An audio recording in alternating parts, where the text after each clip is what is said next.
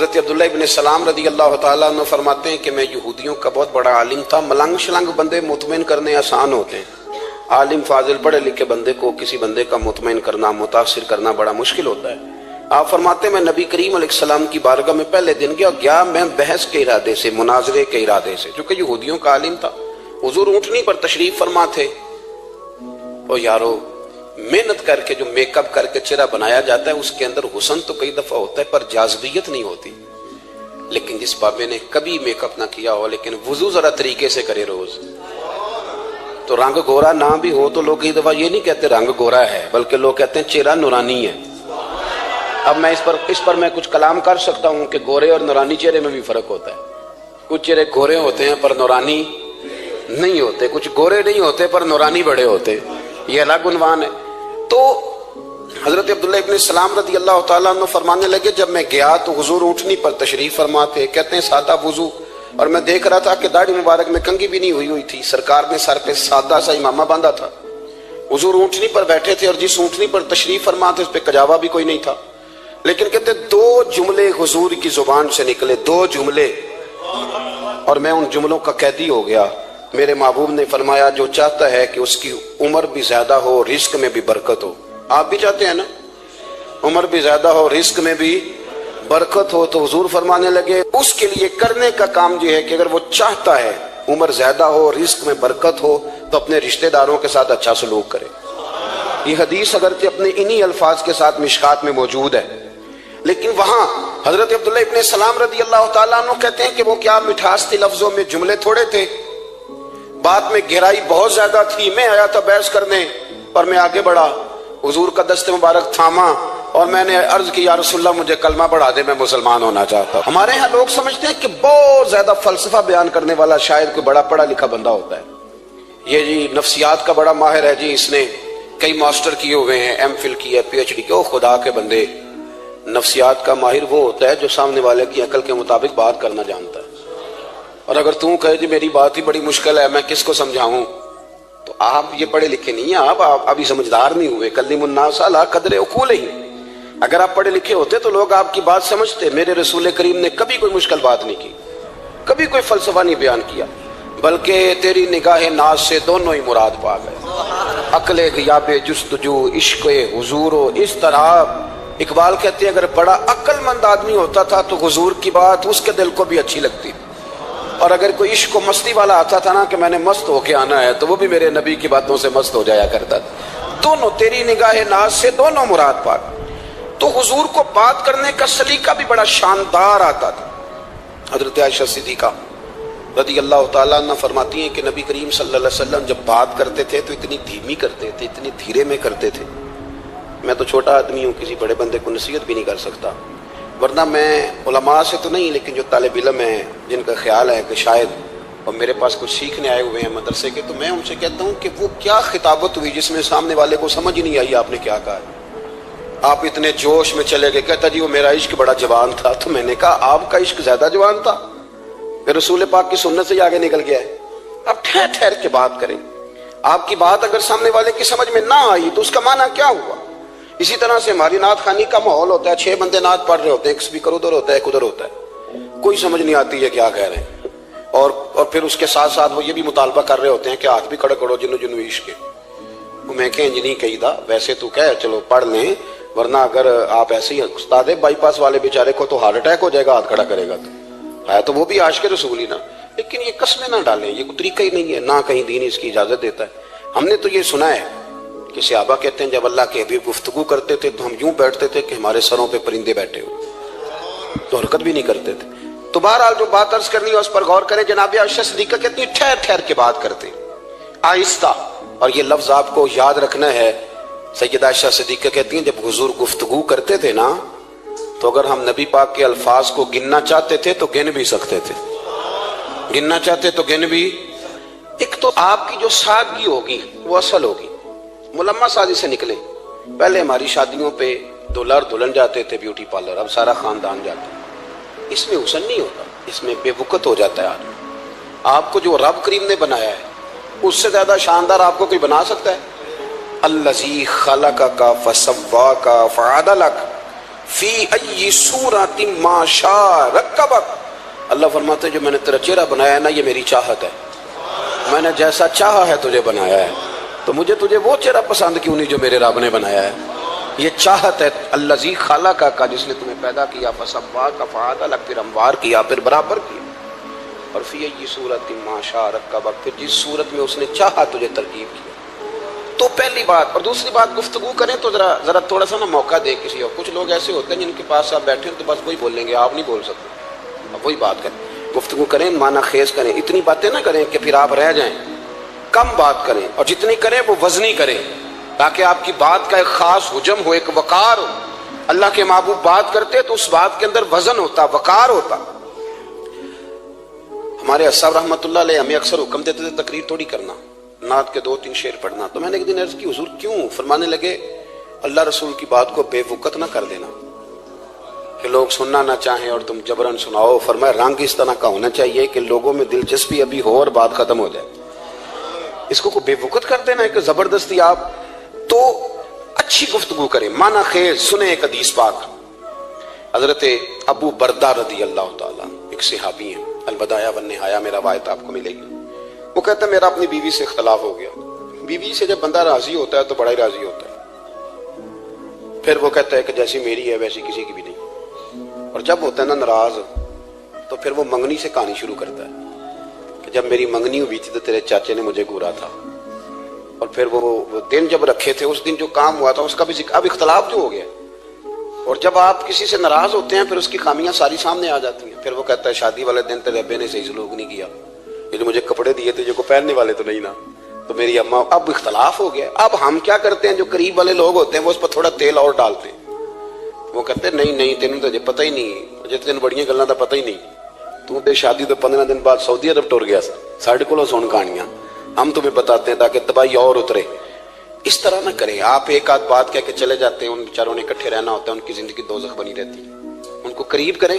اللہ کے رسول تو کسی کا نکاح کرتے تھے تو میاں بیوی کے درمیان محبت کی دعا فرماتے تھے، تو وہ صحابی آئے تو اپنی بیوی سے ناراض تھے تو انہوں نے بات شروع کر دی، کہنے لگے یہ بھی کرتی ہے، یہ بھی کرتی ہے، یہ بھی کرتی ہے، یہ بھی غلطی ہے، یہ بھی غلطی ہے، یہ بھی کوتاہی ہے، بڑی باتیں سنائیں۔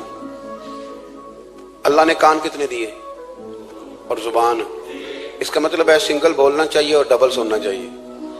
اب جتنا بولتے ہیں اس سے ڈبل سننے کا مزاج بنائیں، کیونکہ کان اللہ نے 2 دیے اور زبان سنگل بولیں اور ڈبل سنیں۔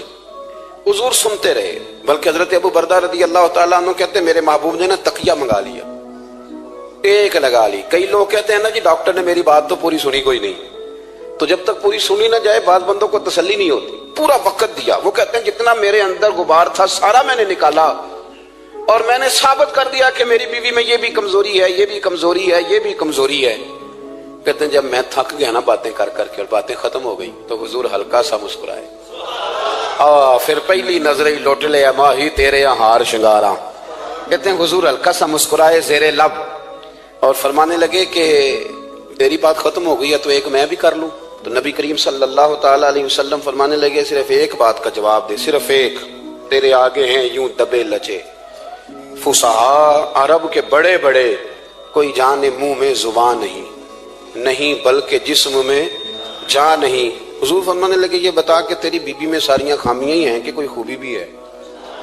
بھائی اتنا جواب دے دے، زیادہ لمبی چوڑی بات نہیں، تیری بیوی میں ساریاں خامیاں ہیں۔ اللہ جو بندے بناتا ہے نا تو ایسا کوئی بندہ رب کریم نے نہیں بنایا جس کے اندر اللہ نے کوئی خوبی نہ رکھی ہو۔ یہ الگ بات ہے کہ ہماری اپنی اینک پر مٹی پڑی ہوتی ہے اور ہم سامنے والے کا چہرہ صاف کرتے رہتے ہیں، اپنی اینک نہیں صاف کرتے۔ تو حضرت ابو بردہ رضی اللہ تعالیٰ عنہ فرماتے ہیں جب سرکار نے اس شخص سے یہ بات کہی نا کہ کوئی خوبی بھی ہے تیری بیوی میں، تو کہتے ہیں وہ شخص کہتا ہے میری نا بالکل ایک جملے نے سوچ ہی بدل دی ساری۔ یوں سمجھ لے کہ میں اس روڈ پہ چل رہا تھا، میرے نبی پاک نے مجھے اس والے رستے پہ ڈال دیا، بالکل ساری سوچ، یعنی ایک ہی جملہ لیکن ہر چیز بدل دی سرکار نے۔ حضور فرمانے لگے کوئی خوبی بھی ہے؟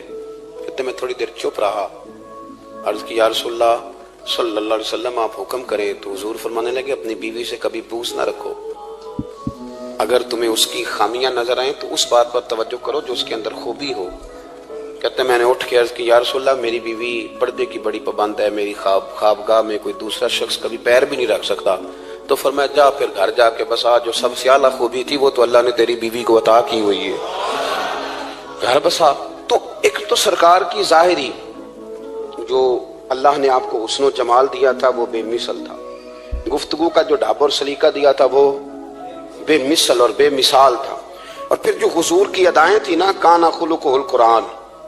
حضرت عائشہ صدیقہ کہتی ہیں میرے محبوب کے اخلاق دیکھنے ہو تو قرآن پڑھو، جن اخلاق کا قرآن درس دیتا ہے وہ عملی طور پر سارے مدینے والے محبوب میں پائے جاتے تھے۔ جو سب سے بہترین عادت تھی نا، بہترین ترین عادت، وہ اللہ نے میرے رسول کریم کو عطا فرمائی۔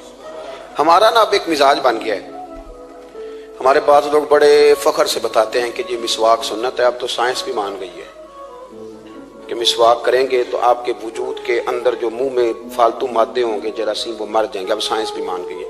مجھے کبھی کبھی اس لفظ سے بڑی تکلیف ہوتی ہے، میں کہتا ہوں کہ سائنس اگر نہ مانے تو ہمیں کوئی اس پہ فرق پڑتا ہے؟ نہ مانے سائنس، ہمیں کیا لینا دینا سائنس سے؟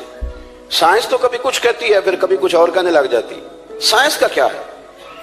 سائنس کو منوانا ہماری ڈیوٹی۔ ہاں، اس طرح کا دین نہ بناؤ کہ معاذ اللہ دین کو سائنس کا غلام کر دو۔ سائنس کل بھی رسول اللہ کی غلام تھی، آج بھی میرے نبی پاک کی غلام ہے۔ تو حضور کی جتنی ادائیں ہیں، جتنی، ایک کدو شریف ہے، حضور نے کدو استعمال فرمایا ہے۔ آپ چلے جائیں کسی بھی جگہ پہ، جس بندے کو بہت زیادہ بلڈ پریشر کا مسئلہ ہونا تو اب اس کو ڈاکٹر کہتے ہیں کہ کدو ملے تو اس کو استعمال کراؤ۔ تیزابیت حد درجے اختیار کر جائے اور اندر کا نظام سارا درم برم ہو جائے تو اس کو کدو استعمال کراؤ، اور آپ اس کی خاصیت دیکھ لیں۔ تمام سبزیوں میں سے تحقیق بھی سب سے زیادہ اسی پہ ہوتی ہے۔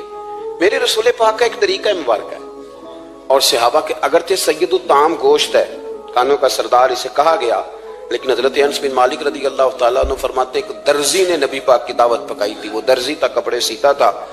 آپ فرماتے ہیں کہ میں حضور کے ساتھ اس درزی کے گھر گیا تو گوشت اور کدو پکا ہوا تھا۔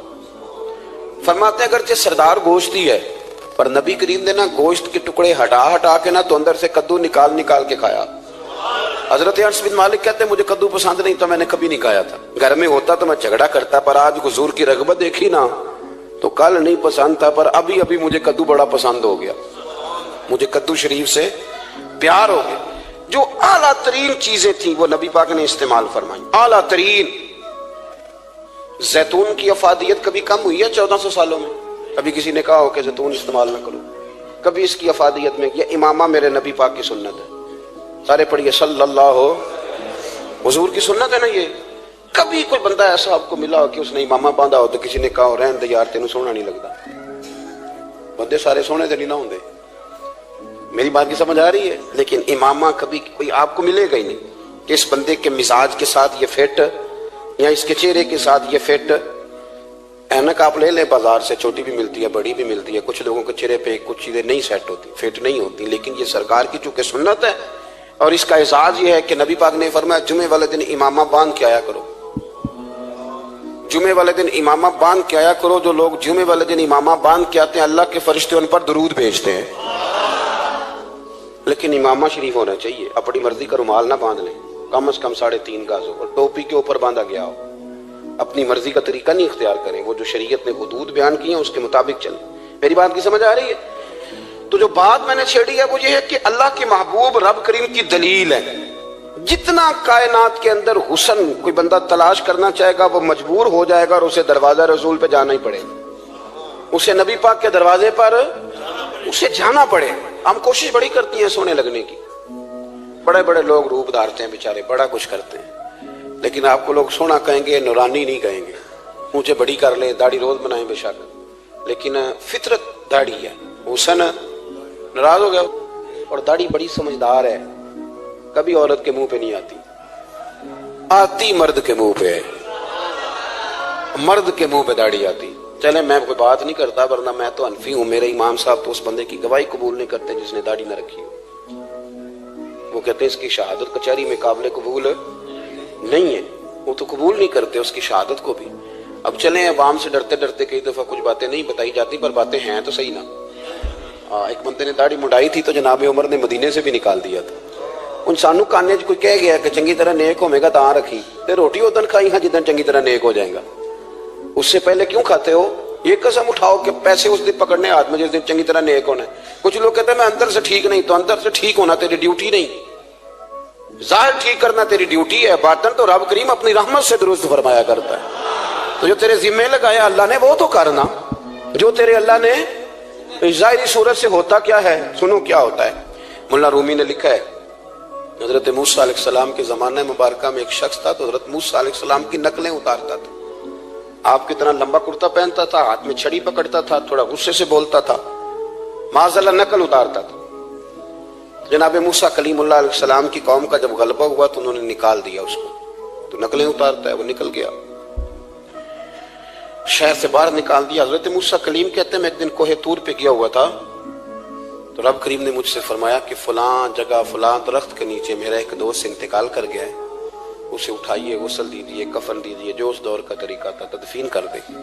حضرت کلیم علیہ السلام فرماتے ہیں میں اپنے حواریوں سمیت پہنچا, جب بندے کا چہرہ دیکھا تو حیران ہو گیا, یہ تو نقلیں اتارنے والا ہے, تو نقلیں اتارنے والا ہے. پر اللہ کے نبی رب کریم کے حکم کے آگے لایت اللہ نہیں کرتے.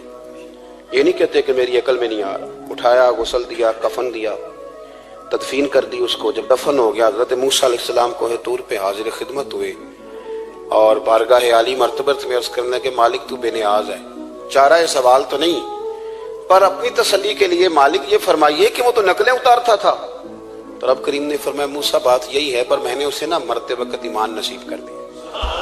وہ آپ کا کلمہ پڑھ کے دنیا سے گیا ہے اور توبہ کر کے گیا ہے, تو مالک اتنی کرم نوازی کیوں ہوئی؟ تو رب کریم نے فرمایا موسیٰ جب وہ تیری طرح بن سور کے نکلتا تھا نا, تیری ادائیں اپناتا تھا تو مجھے پیارا ہی بڑا لگتا تھا, وہ پیارا لگتا تھا. یارو دیکھو نا ترمذی شریف میں حدیث ہے, میرے رسول پاک علیہ السلام نے فرمایا میرا امتی جب سفید داڑھی لے کے قبر میں جائے گا نا, داڑھی اور وہ بھی سفید, تو رب فرشتوں سے فرمائے گا اسے عذاب نہ دینا, یہ میرے محبوب کی سنت سفید داڑھی لے کے آگے, مجھے شرم آتی ہے اسے عذاب دیتے. آپ بات کو سمجھے کہ یہ حضور کی سنت کا اعزاز جو اللہ کی بارگاہ میں, رب کے حضور جو سنت کا اعزاز اس لیے کہ کائنات میں سب سے اعلیٰ ترین جو کام تھا وہ کیا ہی میرے مصطفیٰ کریم نے. اعلیٰ ترین عمل نبی پاک کا, اعلیٰ ترین, اور طریقہ مبارکہ میں حسن اور جاذبیت. اور آپ اندازہ کر لیں ہم لوگ پٹری سے اتر جاتے ہیں, مرضی کرتے ہیں, ہمارا مزاج ہے اتنا مرضی کو کہے کہ الکوہل والی خوشبو استعمال نہ کریں, پر ہم کوئی نہ کوئی دلیل نکال کے لے ہی آتے ہیں. لیکن خوشبو اس دور میں بھی اتنی بکتی ہے جس کی حد نہیں, اور لوگ اپنی اپنی ضرورت کے لیے اس کو استعمال ہے. ان 1400 سالوں میں 1450 سالوں میں ایک دفعہ بھی ایسا نہیں ہوا کہ یہ کاروبار کہیں ٹھنڈا ہوا ہو. حرم شریف اللہ آپ کو لے جائے تو مسجد نبی میں سونے کی دکان کے ساتھ خوشبو والی دکان ہوتی, یعنی اتنا مہنگا کاروبار ہے کہ جتنا کرایہ سونے کی دکان والا دے رہا ہے اتنا ہی خوشبو کی دکان والا دے رہا ہے. اتنا مہنگا یہ کاروبار ہے. ایک دن بھی اس کام کی اہمیت کم نہیں ہوئی. اور رسول کریم نے کیا فرمایا, صحابہ کہتے ہیں 3 چیزوں سے کبھی منع نہیں کرتے تھے. کوئی تکیہ دیتا تھا تو قبول کرتے تھے, کوئی بندہ اگر حضور کو دودھ پیش کرتا تھا تو نبی پاک قبول کرتے تھے, اور اگر کوئی شخص حضور کو خوشبو دیتا نا تو حضور جلدی قبول فرماتے تھے. یہ مزاج تھا. تو جو اعلیٰ ترین چیزیں تھیں ان کو میرے رسول کریم صلی اللہ علیہ وسلم نے کیا, ہمیں کر کے دکھایا. ہمارا ظاہری حلیہ آج بھی اہل عرب لمبا کرتا پہنتے ہیں. آپ لمبا کرتا پہننے حیا کے زیادہ قریب ہے. کھلا لباس حضور پسند کرتے تھے, یہ شرم و حیا کے زیادہ قریب ہے. اس کے اندر انسان کا پردہ زیادہ ہے. وہ ساری اعلیٰ قسم کی صفات جن سے ایک آدمی متصف ہو سکتا ہے اور اپنے آپ کو سجا سکتا ہے, اپنے معاملات کو ٹھیک کر سکتا ہے, وہ ساری رسول پاک نے ہمیں عطا فرمائی. ایک حضور کا طریقہ مبارکہ تھا کہ سامنے والے جتنے لوگ حضور کے دائیں بائیں رہتے تھے ان کا خیال کرتے تھے.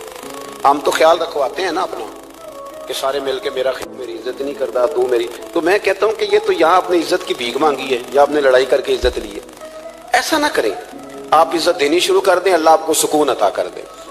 آپ احساس کریں دوسروں کا. حضور نہ شدت کے ساتھ, یہ اعلیٰ سنت ہے میرے نبی پاک کی صلی اللہ ہو, سارے پڑھیے درود شریف صلی اللہ ہو, یہ اعلیٰ سنت. آپ دیکھیں نا بخاری مسلم میں موجود ہے, حضور فرماتے ہیں میرا دل چاہتا ہے میں لمبی نماز پڑھاؤں, لمبی نماز پڑھاؤں, دل میرا چاہتا ہے. لیکن فرمایا جب میں دیکھتا ہوں نا کہ پیچھے بچے بھی کھڑے ہیں, بوڑھے بھی کھڑے ہیں, بیمار بھی کھڑے ہیں, تو گویا حضور فرمانے لگے میں بندوں کا احساس کر کے رب کی نماز چھوٹی کر دیتا ہوں. میں مختصر پڑھاتا ہوں. اور مسند امام احمد بن حنبل میں حدیث کے لفظ ہیں کہ اگر کوئی نبی پاک کا انتظار کر رہا ہوتا تھا تو نماز مختصر پڑھتے تھے اور اس کو فارغ کر کے بھی لمبی نماز پڑھتے. ایسا نہیں کہ اب آئے ہیں 4-5 لوگ تو ان کو پتہ چل جائے کہ حضرت جی بڑی تگڑی نماز پڑھتے ہیں, بڑے صوفی صافی آدمی, یہ نہیں, بلکہ نماز ہے. بلکہ مسند امام احمد بن حنبل میں تو وہ خوبصورت حدیث موجود ہے. سیدنا بلال حبشی رضی اللہ تعالیٰ عنہ فرماتے ہیں کہ میں نے عصر کی نماز کے لیے اقامت پڑھ دی تھی, حضور مصلی امامت پر تشریف لے گئے, ایک یہودی کا غلام آیا اور اس نے آ کے عرض کی یا رسول اللہ میں بڑی مشکل میں ہوں, اگر آپ چلیں تو میرا مسئلہ حل ہو سکتا ہے, میرا مسئلہ حل ہو جائے گا. تو حضور کے احساس کی شدت کا یہ حال تھا کہ نبی کریم نے نمازیوں سے فرمایا تم بیٹھ جاؤ, میں پہلے اس کا کام کر کے آتا ہوں. خدا کے بندے تو ہیں ہزاروں, بنو میں پھرتے ہیں مارے مارے, میں اس کا بندہ بنوں گا جس کو خدا کے بندوں سے پیار. احساس کی شدت یہ حضور کی سنت ہے, اور بہت زیادہ خیال رکھنا دوسرے کا, یہ میرے نبی پاک کا طریقہ ہے. دوسروں کو سوچنا, دوسروں کے لیے بات کرنا, دوسروں کے لیے دعائیں کرنا, ان کے احساسات کا خیال رکھنا. سیدہ طیبہ طاہرہ حضرت عائشہ صدیقہ رضی اللہ تعالیٰ عنہ فرماتے ایک دن سرکار مجھ سے فرمانے لگے عائشہ جب تم مجھ سے ناراض ہوتی ہو تب بھی مجھے پتہ چل جاتا ہے, جب راضی ہوتی ہو تب بھی پتہ چل جاتا ہے. یہ ہمارا یہ مزاج نہیں ہوتا گھر کے اندر. گھر کے اندر بھی نواب صاحب جو یعنی گھر جا کے کہانیاں سناتے ہیں کہ تم پتہ میں کڈا اوکھا ہوں, کمائی کیڈی مشکل ہے, پیچھے پیچھے ہٹ جاؤ سارے, میں فتح کر کے ہوں, ابھی کیٹو سر کر کے آیا ہوں. ایک بچہ پانی لے کھڑا ہو جائے, دوسرا دودھ کا گلاس لائے, بیگم صاحبہ فٹافٹ آئیے, ایسے نہیں کریں. میرے رسول پاک علیہ السلام کی پیاری زوجہ کہتی حضور کھا رہا ہے, کھانا مانگا. میں نے عرض کی حضور میرے سر میں درد ہے. تو پڑھو نا ابن اسحاق کو. محبوب فرمانے لگے لا میں تجھے آٹا گوندھ دیتا ہوں, تو مجھے روٹی پکا دے. یہ بھی سنت ہے نبی پاک کی. ہوں چپ کر گئے ہو, یہ بھی حضور کی سنت ہے, یہ بھی سرکار کا طریقہ ہے. کبھی کبھی گھر میں جھاڑو دینا یہ بھی نبی پاک کا. حضور کام میں ہاتھ بٹاتے تھے نا ازواج کا, یہ والی سنت کس دن ادا کر دی. ایک دن میں نے جمعے میں یہ بات کی تو ایک بچہ مجھے کہنے لگا حضرت صاحب یہ سنت ادا تے کر لیجیے پر ساڈے ابے نوں بھی تے سمجھاؤ نا. ہنسنا نہیں جی مسجد میں اونچا. کہنے لگے وہ بیگم صاحبہ ایک دن بیمار تھیں اور سخت بیمار تھی, تو میں نے چائے کا کپ بنا دیا, حالانکہ بیچاری مجھے روز بنا کے دیتی ہے, تو میں نے بنا دیا تو ابا جی کہنے پتر رائے دیا آتا نہ خراب کر لیں. تو اب آپ تو سنت کچھ اور بیان کر رہے ہیں. میں کہ تسی شروع کرو نا تاکہ تواڈے بچے تے نہ یہ سوال کرن یہ آج تسی کر رہے ہو. تو اس میں بھی کوئی حکمت ہوگی. بزرگ اگر کو بات کرتے ہیں تو وہ بھی کوئی اتنی بری نہیں ہوتی, اس کے اندر بھی کوئی نہ کوئی حکمت ہوتی ہے. لیکن اپنے گھروں کے ماحول میں خوبصورتی لائیں. یہ سٹیٹس نہیں اہل اسلام کا. بات سمیٹنے کی طرف آ رہا ہوں. حضرت عائشہ صدیقہ رضی اللہ تعالیٰ عنہ فرماتی ہیں حضور فرمانے لگے کہ جب تم راضی ہوتی ہو تب بھی مجھے پتہ چل جاتا ہے, اور جب ناراض ہوتی ہو تب بھی. تو میں نے کہا یا رسول اللہ صلی اللہ علیہ وسلم وہ کس طرح. آنکھیں میں نے کھول لی, حضور کس طرح. تو دیکھو نبی پاک سامنے والے کے جملوں کا بھی احساس کرتے, خیال کرتے کہ سامنے والا کہاں سے بات کر رہا ہے. اللہ کے محبوب فرمانے لگے تمہیں اگر کبھی قسم کھانی ہو نا, تمہارا مزاج ہے قسم کھانی پڑے اور تم مجھ سے ناراض ہو تو پھر تم کہتی ہو مجھے ابراہیم کے رب کی قسم, اور جب تم راضی ہو اور قسم کھانی پڑے تو کہتی ہو مجھے محمد مصطفیٰ کے رب کی قسم. تو جناب عائشہ کہتی ہیں میں زبان سے ہنس رہی تھی اور آنکھیں میری آنسو برسا رہی. میں نے کہا محبوبہ اتنا خیال کرتے, یہاں تک آپ کو احساس, یہاں تک پتہ ہوتا ہے, یہاں تک. میرے رسول کریم علیہ السلام لوگوں کا احساس کرتے, خیال کرتے, شوق پیدا کرتے, وارفتگی ہوتی. کئی دفعہ حضور فرض نماز پڑھ کے گھر چلے جاتے, تھوڑی دیر کے بعد آتے مسجد میں نماز پڑھ لیتے. کئی دفعہ قاضی اعجاز مالکی رحمۃ اللہ علیہ اس کو لکھنے کے بعد اس کی شرح میں فرماتے ہیں اصل بات یہ تھی کہ حضور جب تک مسجد میں رہتے تھے صحابہ ادباً بیٹھے رہتے تھے, تو حضور فرماتے میں جاؤں گا نہیں تو یہ بھی نہیں جائیں گے. تو سرکار گھر تشریف لے جاتے تاکہ لوگ اپنے اپنے کام میں لگ جائیں, اور پھر حضور واپس آ جاتے. احساس ایک تو اپنی ظاہری وضاحت میں سادگی لائیں. ہماری بہت ساری مشکلات کی اصل وجہ یہ ہے کہ تکلف بڑا بڑھ گیا, بڑا تکلف بڑھ گیا. ہم کوشش کرتے ہیں دوسروں کے برابر جانے کی, ہمیں کیا ضرورت پڑی ہے دنیا سے مقابلہ کرنے کی. ہم نے تو اللہ رسول کی رضا کے اندر رہنا ہے, اور دنیا میں سب سے بہترین شخص وہ ہے جس کے پاس مال تو ہے پر لالچ کوئی نہیں. اپنے آپ کو پیچھے لائیں. دوسری بات یہ کہ اپنی گفتگو بڑی صاف ستھری کریں, سادی کریں, اس کے اندر کوئی تکلف نہ برپا کریں, بات سامنے والے کی عقل کے مطابق کریں. اور تیسری بات یہ کہ اپنی عادات میں, اٹھنے بیٹھنے میں, چلنے پھرنے میں اپنا تھوڑا سا خیال کریں. اور ایک بات اور آپ کو عرض کروں, یہ آپ کو زیادہ دیر محنت نہیں کرنی پڑے گی. اگر تھوڑا سا وقت آئے اپنے آپ کو دے دینا. اقبال کہتے ہیں अपने मन में डूब कर बाजा सुरागे जिंदगी, चल तू अगर मेरा नहीं बनता ना बन, अपना तो बन, अपना तो बन। थोड़ा अपने ऊपर भी तो मेहनत कर ले कि सारी जिंदगी दूसरों की सलाह करते रहना। दोस्त कोशिश करे अपनी आदत पे 2, 4, 5 हफ्ते के लिए मेहनत करे ताकि आदतें संवर जाएं, ताकि तबीयतें बदल जाएं। एक हदीस पढ़ता हूं और अपनी बात को समेटता हूं। मेरे रसूल करीम सल्लल्लाहु ताला अलैहि वालैहि वसल्लम ने फरमाया कि अगर अल्लाह अखलाक को चेहरा देता ना, ये जो आदत होती हैं, और आदत से मुराद सिर्फ मीठा बोलना नहीं बल्कि लालच ना करना भी खुल्क है, थोड़े पे राजी रहना भी खुल्क है, सच बोलना भी खुल्क है, गीबत से बचना भी असल अखलाक ये है। मीठा तो कई दफा लोग अपने मतलब के लिए भी बोल लेते हैं, वक्ती तौर पर काम निकालने के लिए भी बोलते हैं। तो हुजूर ने फरमाया कि अगर खुल्क को अल्लाह तबारक व तआला चेहरा अता करता तो कायनात में सबसे बेहतरीन चेहरा उसने अखलाक का होता, सबसे अच्छा और खूबसूरत। और फरमाया अगर बदखुल्की को अल्लाह चेहरा देता तो बदसूरत तरीन चेहरा इसका होता। इसका क्या माना हुआ कि अगर हमारा किरदार अच्छा है, सोच अच्छी है, लोगों के बारे में नजरिया अच्छा है, एहसास है, तो फिर हमारे अंदर दुनिया का सबसे खूबसूरत इंसान मौजूद है। लेकिन अगर हमें अपनी जात के अलावा शायद नजर ही कोई नहीं आती, हम खुद गर्ज हैं, झूठ बोलते हैं, गीबत करते हैं, बदनिगाही करते हैं, लोगों के बारे में बदगुमानी करते हैं, किसी को हकीर समझते हैं, जात पात के चुंगल में उलझे हुए, तो फिर हमारे अंदर एक बदसूरत तरीन शख्स बैठा है। जितनी मर्जी कंगी करें, जितना मर्जी आप अपने आप को संवारें, अंदर की बदसूरतियां जा सकती नहीं। तो कोशिश फरमाएं कि अल्लाह हमें अखलाक का आला जो है वो विज़न अता करे, आला शऊर अता करे। अल्लाह ताला मेरी और आपकी हाज़री को मुस्तजाब फरमाए। आखिर दावा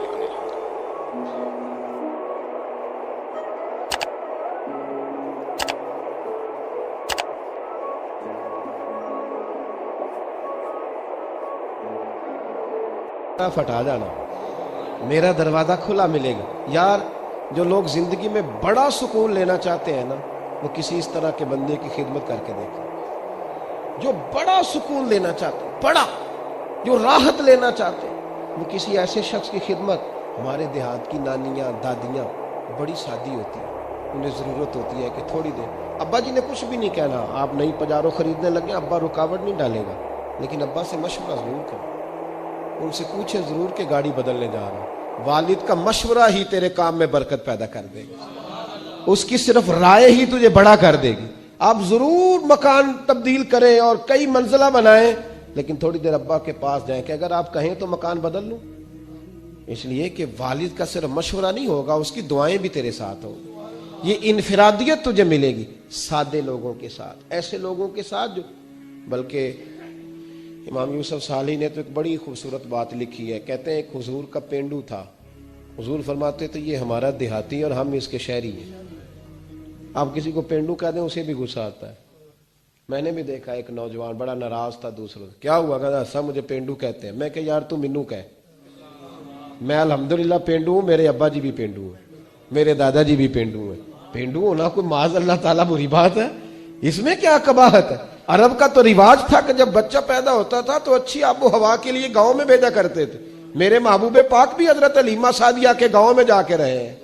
ये अजीब बात है भाई, जितने शहर आबाद हैं ये सारे देहातियों ने ही आबाद किए हैं, सब ने। ये अलग बात है कि शहर में आकर पढ़ने वाले भूल गए किसकी माँ ने कितना जेवर बेचा था, भूल गए लोग। अब वो कहते हैं हम तो रईस आजम से शुरू से ही। थोड़ा पीछे पलट के देख, तेरे होश ठिकाने आ जाएंगे। जरा पीछे पलट के देख कि तू क्या था और आज तू कहां खड़ा है, फिर देख तेरा मियार सोच का बदल जाए, फिर जरा तेरी तबीयत। हुजूर फरमाते हमारा देहाती है, हम इसके शहरी हैं। अब उसने देखा हुजूर की बारगाह में कई लोग तोहफे लेके आते हैं और नबी पाक तोहफा कबूल फरमाते, और बल्कि फरमाते थे दिया भी करो लिया भी करो, मोहब्बत में इजाफा करेगा, मोहब्बत में इजाफा करेगा। बहुत सारे सहाबा तहाइफ लाते, वो गरीब आदमी था, दिल बड़ा करता था। उन्होंने पता क्या करना शुरू किया, उधार चीजें खरीदते दुकानदारों से। कहते यार सुनना सदका नहीं तोहफा है। हुजूर तनावुल फरमा लेते, जब देखते ना खा लिया है सहाबा ने भी, तो कहते हुजूर दुकानदार के पैसे भी देने, हुजूर वो भी जरा अदा फरमा दें, भेजे किसी को। तो हुजूर फरमाते मैंने कहा था ला का, हुजूर कहा तो नहीं था पर खाया तो है ना आपने तनावुल तो फरमाया है ना। यार हुजूर फरमाते क्यों लाए, मुस्कुरा के पूछते, मुस्कुरा के पूछते। कहते यार सुनना इसलिए कि सारे लाते हैं, मैं गरीब हूं, नहीं मेरे पास पैसे।